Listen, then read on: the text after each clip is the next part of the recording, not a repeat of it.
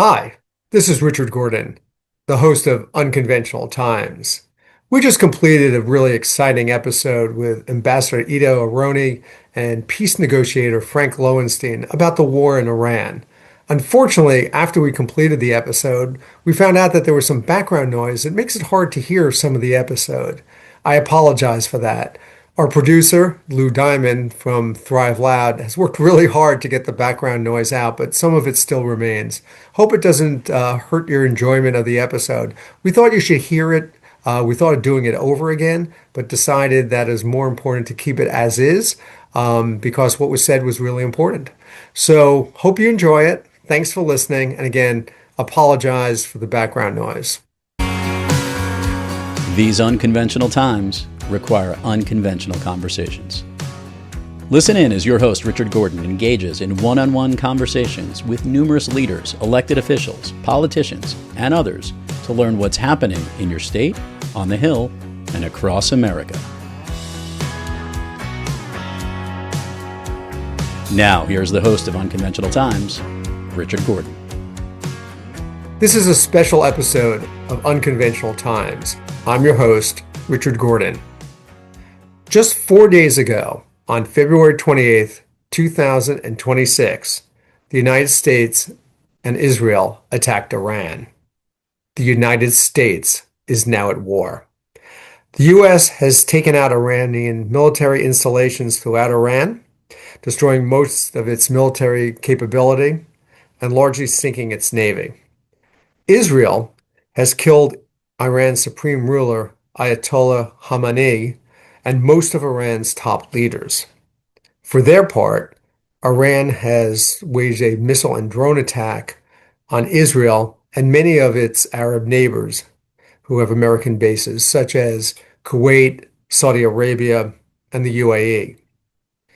Israel has been attacked by Hezbollah, and Israel has retaliated by attacking Hezbollah installations in Lebanon in order to stop the attacks on Israel. Through all this activity, the Trump administration has given us various reasons and rationales for these attacks. First, President Trump said that Iran was about to launch its own attack and that the United States was in imminent danger. He then changed this to say that Israel was about to attack Iran, and because of that, the United States had to get involved and attack Iran itself. Interestingly, Secretary of State Marco Rubio has had his own versions of why the United States entered this war, and sometimes these explanations were in contrast to those of the president's. Some have even said that this was in retaliation for Iran's activities and attempts to assassinate President Trump in 2024. Others claim that Saudi Arabia asked President Trump to engage in this attack. Many of these explanations seem after the fact and actually are more rationalizations than reasons. To say the least, there are a lot of unanswered questions, things we just don't know. Why we're at war, how long it's going to last, what's the impact going to be, what does this mean for America, what does this mean for Israel, what does this mean for the Middle East, what does this mean for peace? To help us sort all of this out, we're going to talk with two real experts. Two people who spent a lot of time in the Middle East and have worked very closely with Arab nations and with peace negotiations. They're not only friends of mine, but they're friends of this program, having been on a few times before. Both of you, thank you very much for joining the program. Greatly appreciated, especially in these extremely difficult times. Ambassador, let me start with you, if I may. I understand that your wife and your children and obviously a lot of your friends are in Israel. I hope everyone is safe and out of harm's way. Yes, they are. Thankfully, they're spending a lot of time in the bomb shelter. My grandkids also are with my wife and the children. Yeah. What's that like? I mean, for those of us who have never, thank God, had that experience, what's it like? What are you hearing from them? What are they telling you? So I'm on the phone with them all the time. You know, things are okay. It's just that it's difficult to maintain, the daily routine of life, especially when you have to raise children. Very, very difficult in the middle of the night. But I would say that as someone who, I was in Israel, of course, during the first two rounds in April and October of 2024, and then, of course, in June of 2025. The helplessness is the most traumatic thing. When you talk to people that experience combat, one of the most traumatic things for soldiers, and certainly civilians in bomb shelters, is the helplessness. You're there, you hear the interceptions up in the air, you don't know if the next missile is going to hit you. And indeed, there was one direct hit in Beit Shemesh, which is not far from where I live, that killed 9 people, despite of the fact that they were in the bomb shelter. I know you're in constant contact, both officially and unofficially, with people in Israel. Could you give us an update on what you're hearing? Maybe things that we haven't heard on the news? Well, you know, the Israelis are obviously waiting for this moment. Certainly, Mr. Netanyahu himself, who built his entire foreign policy on this issue of Iran. The big debate, and I'm sure that my esteemed colleague Frank can elaborate more on this, the big debate between Israel and the United States over the issue of Iran was always around the question of who is going to tackle the Iranian ideology, the Iranian motivation. The position of Israel was all along the most dangerous weapon in the Iranian arsenal is their ideology. And rather than finding a solution that will limit their uranium enrichment or not, Israel didn't think that was the main issue. The main issue was tackling the ideology. And for the first time since 1979, it is happening. Now, is it going to be successful or not remains to be seen. But there's a major attempt led by the United States, and as far as the Israelis are concerned, it's a dream come true. And I think for most of the Iranians that live outside of Iran, Jews and non-Jews alike, they feel the same. You know, most of the Israelis I have spoken to are afraid of what's going on, obviously, like your family living in a bomb shelter, but they seem to be supportive of the action itself. Are you finding that? Absolutely, absolutely. The Israelis are supportive. Look, there's always the people that are very suspicious of Mr. Netanyahu's motivations, and that's understandable. It happened before in Israel's history where Menachem Begin decided to attack the Iraqi nuclear reactor right before the elections in 1981. He was accused of being politically motivated to achieve some electoral gains, and he did, and he won the elections in 81. But nevertheless, most Israelis supported that attack. So I think we are probably looking at the same sentiment. I don't think, however, I'll just say this in parenthesis, that this is going to change the electoral division in Israel. I'd like to come back to that. But Frank, let me ask you, you've been at the State Department a long time. You work so closely with Secretary Kerry. You know what it's like to work with a Secretary of State. You know, what Ido just said, it just begs the question, why now? Why now? What happened now that changed the dynamic? Why now after all these years, since 1979? Why now? Well, thank you, Richard. First of all, Ido, my thoughts and prayers for your family. I can't even imagine. Thank you. Especially having small children. It's a terrible, horrible way to grow up. And I hope this is the end of it. I really do. I'm glad Ido spoke, I think, very candidly about what's actually going on here. This is a war to change the regime in Iran, right? It's the nuclear program lingered, but Donald Trump told us it was completely and totally obliterated. No evidence they've really tried to start it back up in a meaningful way. And so, this is the objective here. I think it's been Netanyahu's objective. He said himself for 40 years he's won.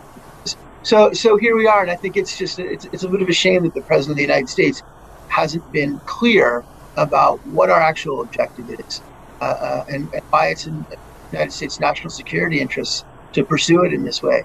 I think the proximate cause of this there was two things I think that really put into it. First of all, Iranian missile production capability was beginning to outstrip the ability of Israel and the United States to intercept those missiles. So I think that became a immediate threat really to the state of Israel. Not having 3,000, 4,000, 5,000 ballistic missiles, it was going to be very difficult. We saw in the war in June some of those missiles started making through, and they have big warheads. So it really was a huge problem for Israel.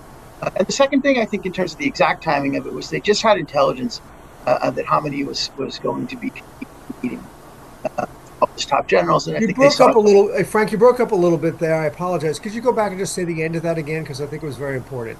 Well, I think the immediate cause of this, from Israel's perspective, certainly was the Iran's missile program, ballistic missile program.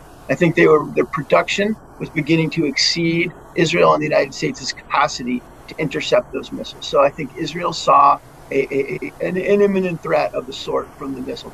I think the actual timing of it was down to the fact that there was intelligence that Khamenei, the supreme leader of Iran, was convening a meeting with his top generals in a place where we were able to kill him.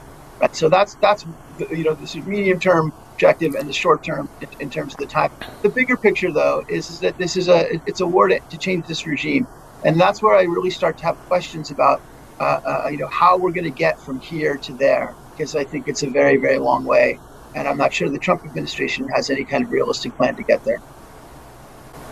Yeah, I want to get to the whole concept of regime change. I just find the timing of this so interesting. I spoke to a very dear friend of mine, Gabriel Farahan, who's Persian, who's lived in the United States most of his life, is married to an Israeli. When I asked him about the timing, his comment was very simple. We should have done this a long time ago. There's no good time for war. You do it when you can. I guess my question for you, Frank, is, under a different president at a different time, under these circumstances where, as you said, everyone was together at the same time, do you think another president would have done it? Or do you think it just took someone like Donald Trump to have the courage, let's say, or whatever, to go do this, to do an attack like this? Yeah, I think you'd have to go back to George W. Bush and the Iraq War for a president who would have been willing to risk as much for that kind of potential outcome, at least. And I think that's a really, better or worse, that was a decision that Donald Trump made, really by himself. And we'll have to see how it plays out. He took a huge risk politically to do this, though. So I really hope that it works out for the United States and it works out for Israel, because I think there are some bad outcomes here, maybe decreasing in likelihood, but this can still get very, very messy. So, I know that the Prime Minister was meeting with President Trump at the White House just very recently, a few weeks ago. There are rumors that he asked the president at that time to join him in this attack. Do you think that's what pushed the United States to do this? I mean, the president said that Israel was going to do it one way or the other. So I'll tell you something. I think I mentioned it in one of our conversations that in August of before the elections of November, I met with a friend of mine who attended a fundraiser for Donald Trump in New York City. It was a very small group of 40 people, and many of them were Iranian Jews. And they asked him, are you going to tackle the Iranian issue? If you want our support, this is our expectation. And he said to them, I am promising you that I will tackle the Iranian issue. Iran will not have a nuclear bomb, and we're going to put an end to the aggression of the Iranians. He said it in August before the elections. So it had nothing to do with the plea of Mr. Netanyahu. I think it has everything to do with his sense of the way you deal with the anti-American axis. At the end of the day, this is all about restoring American deterrence. This is about China. This is about Russia. Don't forget that he still has to resolve the China-Taiwan issue. Is a big issue. And so I think that the big picture really is about American deterrence, about the position of America in the world. And it's a, relatively speaking, easy target. And I say this as a former military person, although infantry, I was never at the Air Force. But it was relatively an easy target. And the reason is because the Iranians were arrogant to attack Israel directly twice. They fired over 500 missiles and drones. And the success ratio of the interception of the United States and Israel, and with the help of Saudi Arabia and the Hashemite Kingdom of Jordan, was close to 95%. That's pretty impressive. And so Iran was exposed. Israel's response in December of 2024 basically laid the foundation to what you're seeing now. Not a lot was discussed about how Israel destroyed the Iranian air defense system in November and December of 2024. And then, of course, in June of 2025, the attack made it even easier. And I agree with Frank that tactically, there was a combination of circumstances that signaled this is the right timing for the final blow. And again, I agree with Frank that obviously we know how the war starts. Believe me, I was in Lebanon in June of 1982, thinking this is going to last a week or two, and we got stuck in Lebanon for 18 years. So you can never know how this ends. But you seem to be saying that you think the actual attack was a pretext, right? That he knew he was always going to do it, but the timing just was convenient. It just worked out. And Iran has never been weaker. Think about it for a second. Iran has never been weaker. So this is the perfect timing from a tactical point of view. So you both were peace negotiators. I'm interested in hearing your views on this because, you both have been on the front lines of creating peace agreements. Here we are negotiating with a country. We break off the negotiations and then we bomb that. I'm just curious, your views on that, your views on should we have taken this, both been diplomats, should we have taken this diplomatically further, or should we have hopped on the opportunity that the Iranians gave us because they were all together at the same time? Should this have been a negotiated peace, or should this have been an act of war? Either of you. Go ahead. Well, you could say that this is a moment that could be considered as Netanyahu's biggest success and Netanyahu's biggest failure at the same time. Why? His biggest success was the fact that the United States is leading the effort. So Israel is not alone. His biggest failure is the fact that since 2009, since his return to the Prime Minister's office, he was unable to recruit diplomatically the entire international community, certainly not the Europeans, to create a united anti-Iranian front. And I think that certainly we could have done many things diplomatically, but it's all water under the bridge now. It's all gone. Now, there's a big difference. When we negotiated with the Palestinians, it was clear that the Palestinians were supportive of Yasser Arafat. Yasser Arafat was the leader of the Palestinians, and we knew that ultimately we would have to talk to him. And even Yitzhak Rabin, who was a hawk, understood that. And here is a different situation. The vast majority of the Iranians, 90 million people, are not supportive of their regime. This is a regime that is abusive to its own people in the first place. So the moral or the legal justification is there. It's not a question of the legality of the action or even the morality of the action. Frank, I want to let you chime in on that, but then I want to go back to the legality question right after that. Yeah, listen, in terms of the negotiations, I don't think they were ever serious about reaching a negotiated solution on the nuclear file. Perhaps if Iran had been willing to completely dismantle all its nuclear facilities, sort of permanently, that might have opened the door for negotiations. But then we were asking them on the ballistic missiles to limit the range. We were asking them to stop supporting proxies, asking them not to, crack down on their people. So I feel like, when the negotiations on the nuclear file actually began, the decision had really already been taken. It would have been a diplomatic miracle. So I think that was largely a charade designed to give Trump the ability to say, hey, I tried to negotiate a deal with them, and then to buy a little time to get more U.S. forces into the region. So the charade was on our side, you're saying, not on their side. I don't think it was seriously. And Netanyahu certainly didn't want any kind of a deal that didn't result in effectively in Iran capitulating, not just on the nuclear program, but on the missiles as well. So I don't see this as a failed negotiation. I see it as a negotiation that was never intended to achieve a particular outcome one way or another. Ido, you brought up the legality question, and a lot of people have been asking about that specifically. And I almost wonder if it really matters. But, under American law, going back, I think, to Gerald Ford, definitely to Ronald Reagan, who signed an executive order saying that you cannot kill foreign leaders. America has had a law saying that we cannot do this.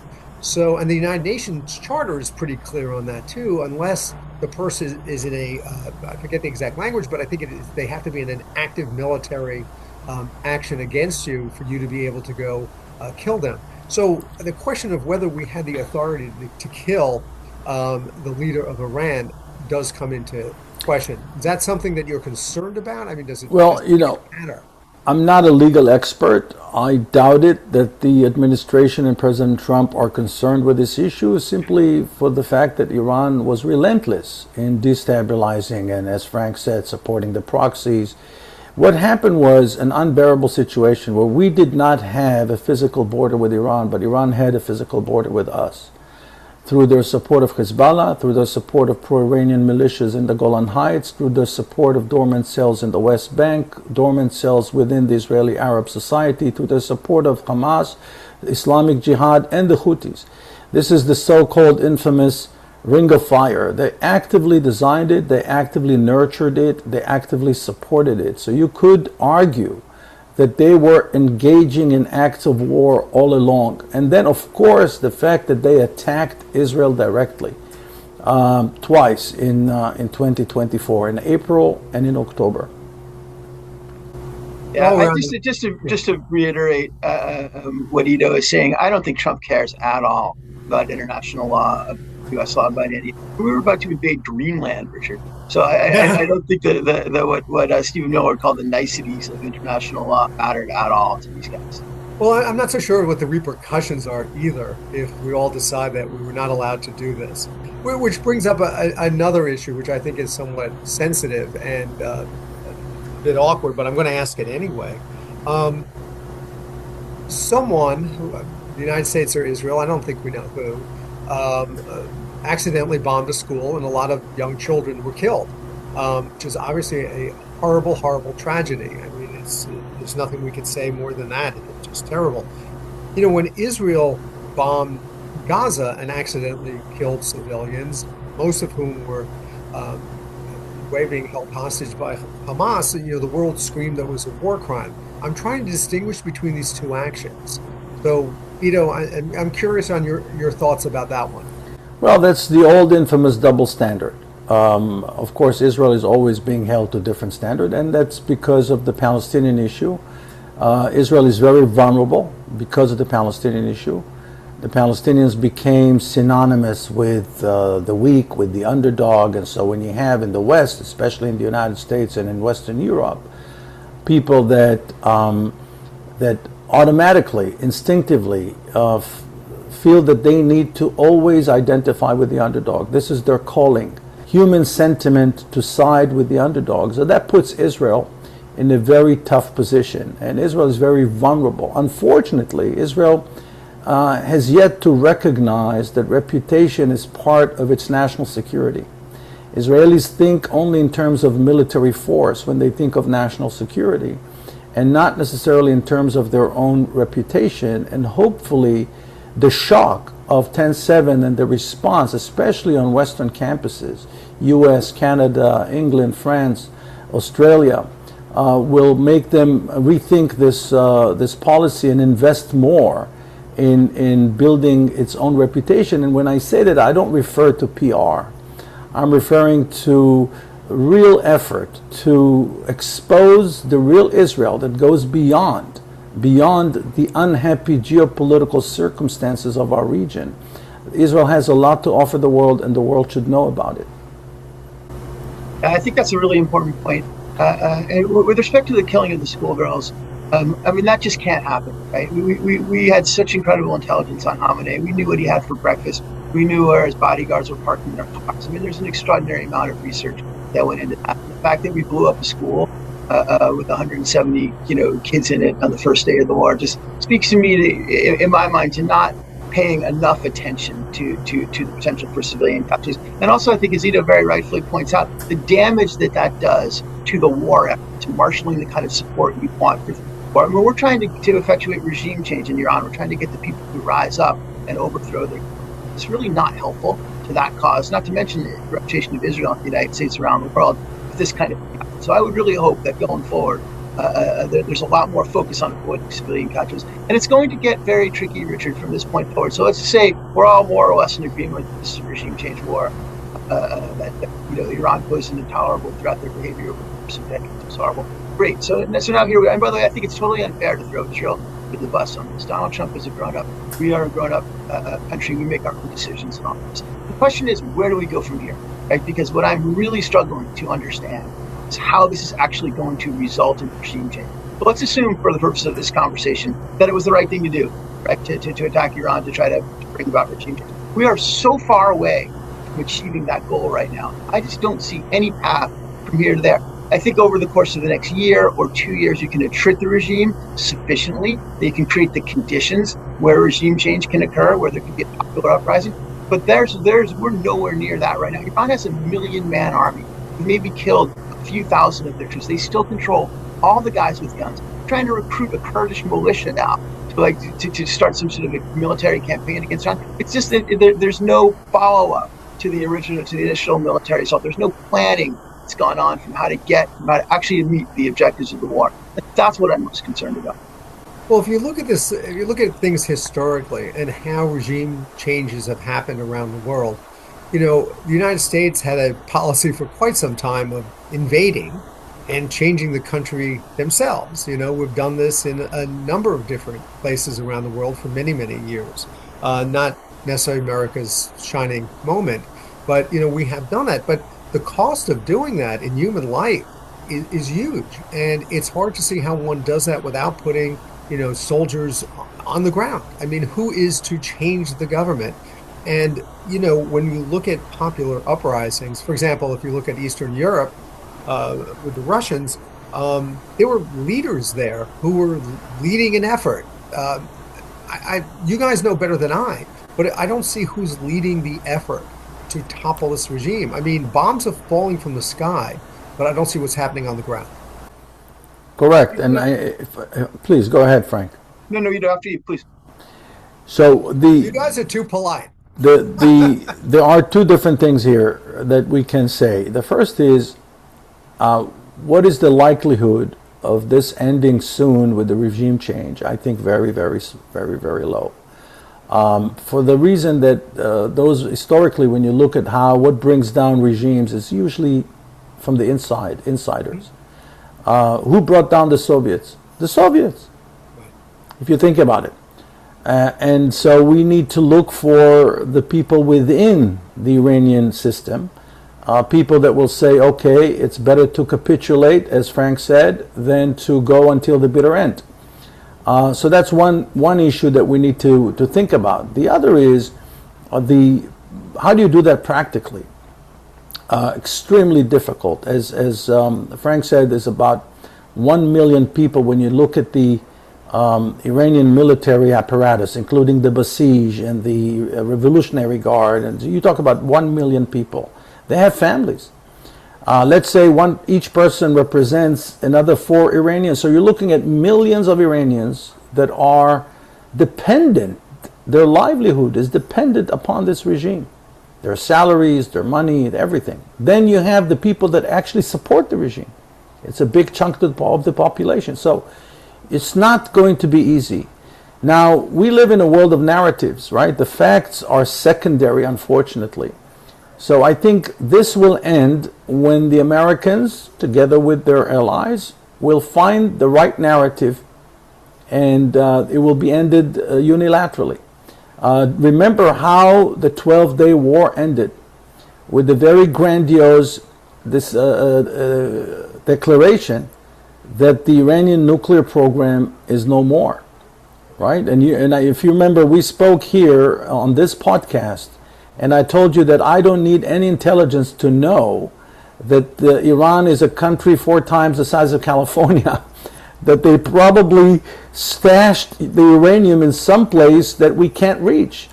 And they have some production capacity somewhere in this huge territory.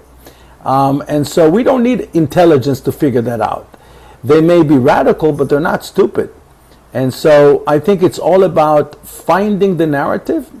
If Mr. Trump says that this will be over by the end of March, rest assured by the end of March, there'll be a narrative that he will share with the world that will satisfy him and satisfy his administration, and they will end it. But what does that accomplish? What does that do? So we've now spent billions of dollars, killed numerous people. We've sadly already lost some American service people. What does it accomplish? So we just unilaterally claim victory and go home? Well, you can say the same thing about the war against crime, right? You fight criminals, gang members. You put them in. You can measure that. War is down. Murder is down in the United States. Crime is down in the United States. You can measure. So the same thing can be said about Iran. The issue goes beyond their nuclear aspirations. Nuclear aspirations was the thing that drew the attention of the world, especially of Mr. Netanyahu. But there are other things that the Iranians are doing that are, Iran is a bad actor from every dimension. And so accountability is a big issue. Now again, don't forget the big picture. There is an active anti-American axis out there. And the big issue is that the United States needed to restore its deterrence, and Iran is a perfect target for that process of restoration. Frank, I know you want to get in, so. Well, yeah, I'll just make a couple of points about the prospects for regime change and what I'm most concerned about here. First of all, there's never ever in history been a successful regime change just from the air. It's just never happened. So there's no reason to think it's going to happen. In fact, what you're seeing on the ground is the IRGC increasing its grip on the country. That Ayatollahs have been sidelined now. Johnny is basically running the show. They're if anything, going to come out of this with a stronger grip on Iranian society. So what I worry about here is what happens a month from now, or 2 months from now, or 3 months from now, when the Iranian people come out into the streets, right? We don't have any more aircraft carriers base. We have no troops on the ground. We're not going to send helicopters in there to do close air support, right? So at the end of the day, assuming all the reasons that Ido has given are valid and legitimate, right? And we would agree with some of them anyway. I don't see how this is going to result in Iran being susceptible to some sort of major popular uprising. Remember, regimes change when the guys with guns turn on the regime. Right? The problem in Iran is that the guys with guns are the regime. Right? And we're not killing any of them. And in fact, we're blowing up all of their facilities all around the country. Right? But I saw some Israelis today saying maybe we've killed a couple of thousand. So you're left with an entrenched military, a deep state, right? It still has all of its weapons. It still has, and it's willing to massacre its people. So what I want to know is if this is the plan here, and we're setting the stage for a popular uprising, when the people come out to the streets of Iran next time, right? And are we going to sit on the sidelines and watch as they kill 20, 10, 30,000 more civilians here? And if that's not a good answer, then what is the answer? Because I don't see any possible scenario in which we're going to be able to provide weapons to these people. There is no unified opposition to support here, right? The Reza Pahlavi has zero support on the ground. There is no armed opposition inside of Iran. So ultimately, you're sort of sending these people back out to be massacred again by their own regime. And that, to me, if we're not prepared to deal with that kind of outcome here, then I don't understand what we're attempting to achieve here. Is there no way for us to get, I don't even know who we would get weapons to. Usually, there's a group of people who are leading the revolution, leading the coup, leading whatever. Who would we even give weapons to, and how would we do that? Well, the fact that we're just now going and recruiting the Kurds, hey, maybe we'll give you guys, if this was the plan, we should have been doing that a long time ago. They're just making this stuff up as they go along. And I'm afraid people that are going to be left to suffer as a result of that is going to be the Iranian people. And I really haven't heard anybody even discussing what we would do if this popular uprising does occur. Donald Trump has basically said, we're gonna leave it up to you guys from this point forward, without answering the fundamental question of what the hell are they supposed to do without any guns, without any organization, without any leadership here? I don't understand. Well, someone obviously is calling the shots in Iran because, no pun intended, but they're shooting off bombs, they're attacking Israel, they're attacking Kuwait, they're attacking Saudi Arabia. Someone is in charge, someone is ordering this. Do we know who that is? And it's Ali Larijani. We know exactly who it is. Is that who it is? Yeah, he's a hardcore IRGC guy. Pazekian is IRGC. The head of the Majlis is IRGC. I mean, this is a country that is run by the IRGC, right? Its tentacles go way down economically, militarily, and every other aspect. So you're talking about uprooting a regime that is very deeply embedded in society. That's just never going to happen from the air, and it's never going to happen with people with no weapons and no organization on the ground. You know, Ido, earlier in the conversation, you talked about Hezbollah, you talked about the Houthis. As an Israeli and as someone who has family there, do you feel Israel is more safe today than it was last week? Are you concerned about more action from the Houthis? Are you concerned about more action from Hezbollah? Is that a danger that Israel has to be worried about? Yes, well, Hezbollah is in a difficult position. For the first time in the history of modern Lebanon, since Hezbollah came into the picture in 1982 and 1983, the Lebanese central government, not that it means that they have tremendous operational capacity, but the Lebanese central government disassociated itself from Hezbollah, basically declaring Hezbollah as an illegal organization in Lebanon. Why? Because they understand the implications of Hezbollah entering the fight. The Houthis is more complex. I believe that eventually the Houthis will join in. It's more complex for several reasons. First is the distance. Israel cannot, it's more difficult for Israel to respond to the Houthi threat. The size, the Houthis are 4 times the size of what Hezbollah used to be before 10/7. And the number of missiles that they have is huge. And so the Houthis actually represent a much bigger problem for Israel long term than Hezbollah. Hezbollah is manageable. Israel can respond. The Houthis can really enter a phase of attrition with Israel, dropping one missile every few days and disrupting Israeli economy, disrupting Israeli lives. We have only one operational international airport, and so Israel is very vulnerable to that. Yeah, if I could just jump in on that, Richard, because I think it's an unbelievably important point, and I'm glad Ido raised it. The Houthis are a very, very difficult challenge, even from just a purely military perspective. Remember, the United States declared effectively war on the Houthis. We threw everything we had at them, and after a few months, Trump said, okay, forget it, you can still keep attacking Israel, just don't attack shipping in the Red Sea anymore, right? That we don't have, Israel does not have, the United States does not have the degree of intel penetration that certainly the Israelis had of Hezbollah, of the Iranian regime. I mean, it was probably the most extraordinary intelligence operation in the history of mankind, of both Lebanon and Iran right now. We don't have that kind of capability intel-wise or military. So the Houthis, and I didn't realize, that they're 4 times as big as Hezbollah. That's quite extraordinary. But remember, the Saudis fought a war against them. They tried to starve, cut off all the food. The Emiratis were involved in the war there. The Houthis are a very, very difficult group of people to defeat militarily, right? And they do have long-range ballistic missiles. And what I'm concerned about is that they're waiting. They're holding that in abeyance. What the Iranians are doing is trying to attrit interceptors, right? Using drones, using cruise missiles, using some degree of their ballistic missile capability. And then when we're out of that, or we're starting to have to ration those things, and the Houthis come in and start launching, really big, dangerous missiles against defense systems that have been, worn down a bit over time. The second thing I think is important to understand is the Straits of Hormuz is cutting off 20%, right, of the global oil supply, right, and almost all of the natural gas supply, or 20% of the natural gas supply, and almost all of it to Europe. So what happens when the economic pain starts growing over the course of the next days and weeks? And the economies of these Middle Eastern countries, right? They're predicated on the notion that, first of all, there's oil and gas, but also they're trying to create a safe environment, commerce for transit, and so over time, if the Iranians have a long-term strategy here, it's going to be just to wear us down economically. And at some point, because there is no clear end game in terms of regime change now, they will eventually be able to get the world to say, okay, get Donald Trump to say, okay, that's enough. This is raising inflation. It's costing me at the polls. There's basically zero support for this war in the United States, even among his own party. It's very, very low.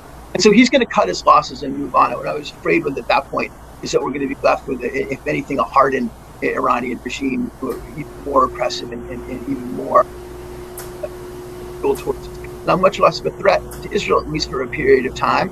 But that's the thing I'm concerned about here. If you play this out over the course of the next several weeks. But who's providing weapons to the Houthis? I thought it was the Iranians. So if you take Iran out, they already did that. They already have the weapons. The Houthis. So you talked about the Strait of Hormuz.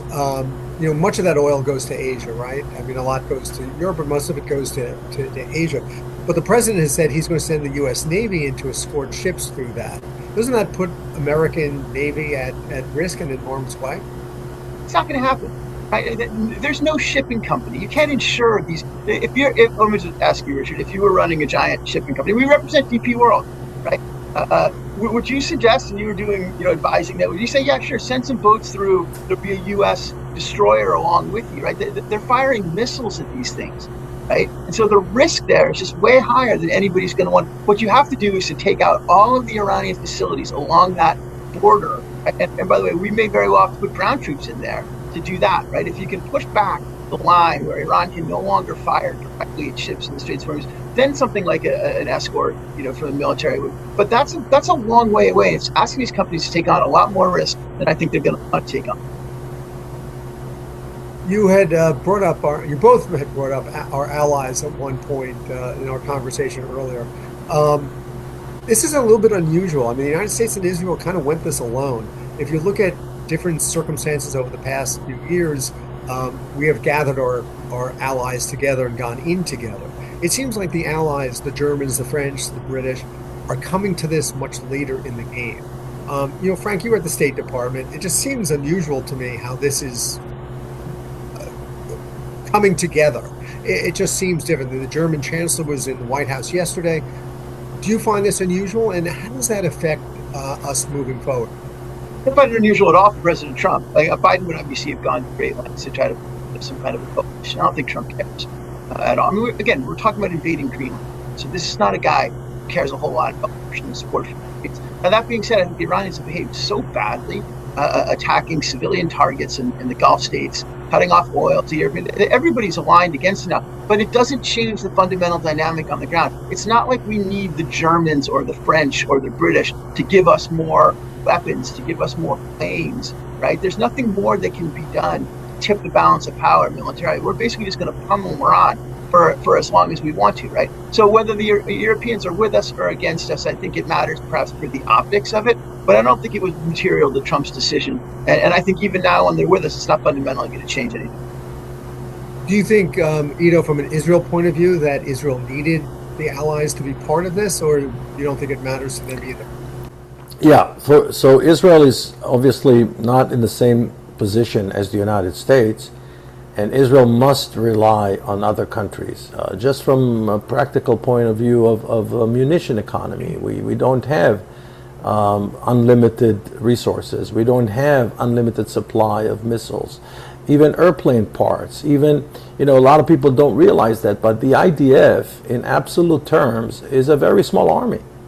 It's not a very large army. The Israeli Air Force is not a large air force when you think of international standards. So the Israelis definitely need to rely. And again, when I'm thinking of a diplomatic umbrella, I'm not necessarily thinking of a war situation as to the crisis that leads to the war. This is where you need international support to prevent war, assuming this is your interest. That's what you want to do. And unfortunately, it didn't happen since 10/7. It started 10/7, created a moment of goodwill, and leaders from all over the world, including President Biden at the time, came to Israel. But then, as the war in Gaza became more and more unpopular in the Western world, Western leaders, not necessarily Western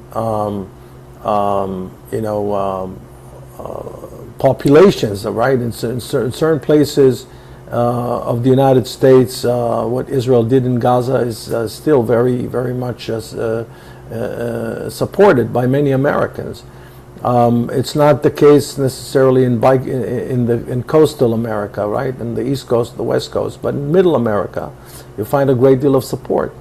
The same thing goes to parts of Europe. but it becomes more of a challenge, and obviously Israel will have to invest more in diplomacy going forward if we want, for example, to rebuild Gaza in a way that will be sustainable, that will make sure that 10/7 never happens again. We have to work with the Palestinians to build an educational system, healthcare system, legal system, law enforcement, all of those things. I'm not happy about the fact that Qatar and Turkey were invited into the process. I think they're bad actors. But Israel cannot do it alone. And as Frank said, maybe the United States will lose its attention. At one point, President Trump will move on to the next thing, and Israel will be left alone with that problem of 2 million Palestinians in Gaza in very bad shape, and we need to think about the plan. Let me ask, I think this is a little sensitive, and I don't mean to be insensitive about this, but I think it's an important issue. There are thousands and thousands of people who are stranded overseas, your family being one of them. Thousands of Americans are stuck in the Middle East, either in Israel or other countries, can't get home because there are no flights, the airports are closed, etc. If I could take a moment, I'd just like to read a statement that was issued today by former U.S. UN Ambassador Linda Thomas-Greenfield, who we all know. I thought this was very interesting. The first responsibility of our diplomats is the protection of American citizens. We don't abandon our own in times of crisis by instructing them days into a war to fly commercial with airspace closed and orders to evacuate a dozen countries. She then concluded what she said by saying, "This response is shameful and will endanger American lives." Frank, you're at the State Department. What should the State Department have done? Well, listen. And do you agree with what the ambassador said? Yeah, I'm less concerned about that than a whole host of other issues, because I think it basically amounts to a giant inconvenience. We haven't seen any American civilians killed yet. But there was very, very poor planning that went into this. I think the military plan was exquisitely well organized and planned out over the course of months and months and months, right? But there was no real thought given to, okay, so what happens next there? And what are we going to do when Iran? I don't think we anticipated that Iran would begin attacking civilian targets all around the internet. But that was foreseeable. The Iranians said that's what they were going to do. So if this was the plan, right, that we're going to fight basically regime change war, not a 5-day war to destroy whatever's left of the nuclear program and take out the ballistic missiles, we've basically done that at this point, right? And so if this was our plan, was really to go for a regime change here, then we should have known that Iran was going to pull out all the stops. Much more planning should have been done for some kind of a military force to go challenge the regime on the ground way in advance. People should have been evacuated way sooner than they. So what you're seeing but doesn't is that tip our hand? Doesn't that process?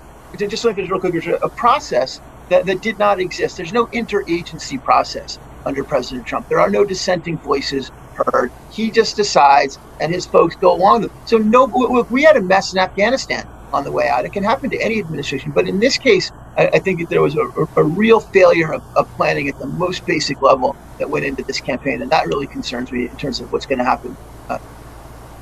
Ido, do you think the United States should have sent military planes to Israel and other places to get people out? Well, if the airports are not operational, if what we call the territorial skies are shut down, then there's not much you can do. You don't want to put people at risk. But I really don't know the details. I know that there are thousands of Israelis outside of Israel. Some of them are managing to return by sea through the Sinai, some of them through Jordan. But the Israelis did not find an organized solution to that. And again, I guess the problem here is that you can't tell people in advance. Once you begin the kind of preparation, you're actually revealing the fact that you're going to attack.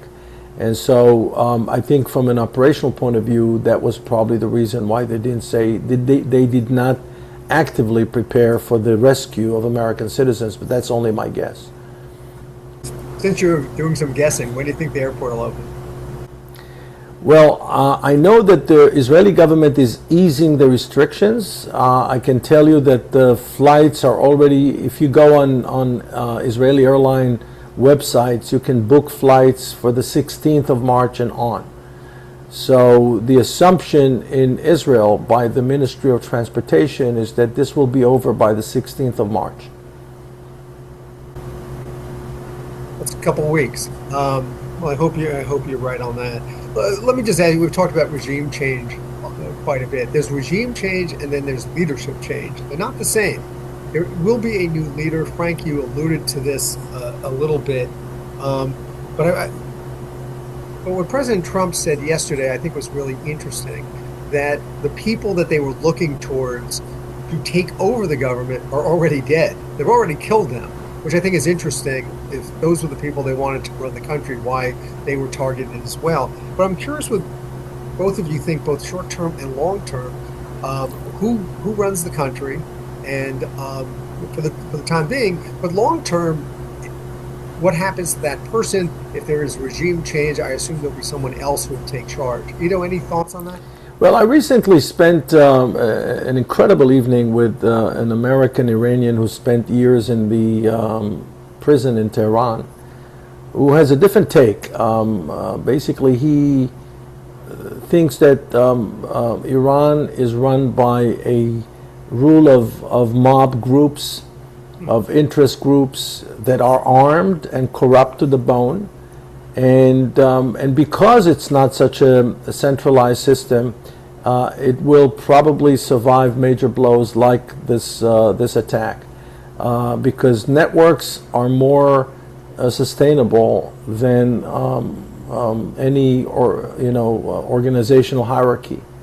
If you take one block from underneath the structure, you can bring down the whole structure. This is not the case with a network of mobs that is controlling and ruling regions in Iran, and again, they're working for their own interests, for their own benefit, not necessarily interested in the national interest. So that makes it even more challenging when you think about regime change. But I wanted to say something about the difference between leadership and regime. I think that the more likely scenario is that someone from within the ranks of the system, because you have to understand the military plan is to strip the Iranians of layer after layer from their entire military complex. I'm talking about plans to destroy factories that manufacture even the smallest parts. Right, so they're prepared from now until the end of the month to destroy the entire Iranian military complex. This is a total devastation. And I think that what they're looking for is someone from within, very similar to what happened in Venezuela, someone from within to say, okay, enough, we got the point, we're stopping, we're giving you whatever you want, just stop. That's what they're hoping for, and I think there's a chance that this will happen. There's a chance that this will happen by someone from within the existing regime. But the scenario of what happened to Ceausescu is not going to happen in Iran because of all the reasons that Frank mentioned and because of the fact that it's so well established. A friend of mine who's in the intelligence world said to me, Iran could come out of this as an internal country. Like whatever they do internally, they'll do internally, but they'll never be able to export terrorism again. And that the final outcome may be, if you export terrorism again, we are going to blow you apart like we are doing now. But you do internally, there's not much we can do. Does that make some sense to you, Frank? Yeah, I think that's probably the best case scenario here is that Iran is defanged at such a fundamental level that it would take them years to rebuild. But the one thing I would say is that when you're talking about regime change here, I think Ido has it about right. The current leader is now going to be Khamenei's grandson, right? Ali Larijani has been running this operation on the ground ever since the war in June, right? So nothing has changed in the regime, and by all accounts that I've been, there's no fracturing, there's no dissent, there is nobody below Larijani who's going to come up and say, okay, hang on, enough is enough. We say, uncle, let's quit the war. But the IRGC is calling the shots here with an iron fist. So that if our plan is to hope that somebody comes up and says, oh, gee, let's send. I would recommend both of you guys, if you haven't already, read a book called The King of Kings, which came out a few years ago. It's about the Iranian Revolution in 1979. And it takes you through. Again, Frank, the book? It's called The King of Kings. Right? It's by an author named Anderson, and it's about the Iranian Revolution in 1979. And what it talks about on a day-by-day basis is what goes into regime change here, right? And you're talking about massive general strikes, talking about a protest movement that's sustained over a long period of time. You're talking about some kind of a charismatic leader to galvanize the opposition. It's like none of those elements are here. So I think people underestimate the perseverance and the sheer cruelty of the IRGC in this situation at their own peril. Because I just think the idea that somehow or other those guys are going to fracture and someone's going to surrender on their behalf that's fanciful thinking. Well, there's something in their tradition called the taqiyya, which allows them to say one thing to the world and an entirely different thing to their own people, and it's well ingrained in their culture, in their political culture, even in their theology, and so I think that this probably is the solution for them to get out of this situation. But I agree with Frank that the ethos of resistance is so strong, and it makes them look to us as an irrational actor, right? Why are they doing all the things that they're doing? Don't they know that it's not good for them to target civilians in the Gulf? Don't they know that Oman was actually trying to mediate, and Qatar is not happy about it? And Cyprus, why would you attack a member of the European Union? All those things to us don't make any sense, right? But to them, it's part of their ethos of resistance. So, Ido, when the day is done here, is Israel safer? Is the Middle East better? Well, Israel is safe and unsafe at the same time. It's safer, I tell people that I live in a place that is right next to several Palestinian villages that were very hostile historically. And the neighborhood where I live outside of Jerusalem is perhaps the safest neighborhood I've ever lived in. And I lived in Beverly Hills, and I lived in Boston, I lived in Manhattan, and I lived in all sorts of places. And so Israel is very safe that way. It's very unsafe because we live in a very bad neighborhood. I'm not so sure that if Israel will not remain attractive in the eyes of the Israelis in the first place, that Israel will survive. The problem is that you need to, and Ben Gurion understood that, the first Prime Minister of Israel understood that. Yes, there are hardships, and it's okay to expect the people to show resolve and resilience, but at the same time, you have to give them horizon, you have to give them a reason to invest in the future of the country. Right now, the reason is the trauma that 10/7 created, and I see that even among American Jewry, lots of American Jews rediscovered their Jewish connection, rediscovered their connection to Israel. Paradoxically, despite of all the criticism of Israel and the anti-Zionist sentiment on American university campuses, Zionism has never been stronger in the United States, has never been stronger outside of Israel. Israelis have never been more patriotic, right? This is all because of 10/7. But the big challenge, the test, the real test will be what will happen 20 years from now? What will happen to my son's generation? You can't, to say to the Israelis, that's it, we are doomed, this is our destiny, to live by our sword. I don't believe that's a sustainable strategy for a country like Israel. I'll just say on that one really quickly. We obviously had a lot of conversations, Secretary Kerry and I did, with Prime Minister Netanyahu. And at one point, Netanyahu said, we will always live by the sword. And Kerry said, you know what the old saying is, you live by the sword, you die by the sword. And Netanyahu said, I don't care. Israel will always live by the sword. And that's what I'm concerned about at a macro level, but also with respect to this situation with Iran. I think we're talking about a war where this is the fourth battle in a war that could go on. Now, hopefully, Iran, you can't change the regime, but you may be able to change the calculus of the regime. And I think Larijani and those guys are pragmatists. They may weigh up the benefits of supporting Hezbollah and investing in the nuclear program versus the potential costs and decide they're going to change their posture. That would be a good outcome. There's certainly be a very welcome development for the region there. But if they don't, then there is no diplomatic solution to this at all. That's even being considered. As I said, the whole negotiations that we had with the Iranians were a charade, right? So you're talking about what they say in Gaza, and I think it's an unfortunate term, but it seems half of mowing the lawn here. Talking about fighting a war against Iran that never ends. I don't think this is going to solve the problem over a long period of time. And that's what I'm most concerned about. Investing a lot, risking a lot, and I just don't see, maybe we're going to be better off than where we started from in terms of the threat from Iran, but it's not going to go away. And I don't see any kind of a plan to address that over the long term. So let me end with this. I want to go back to Ido's son, and I want to ask each of you, do you think because of the actions of Israel and the United States today, Ido's son and Ido's son's generation, all of our children's generation, do you think they live in a more peaceful world? It's hard to tell. There are so many factors at play here.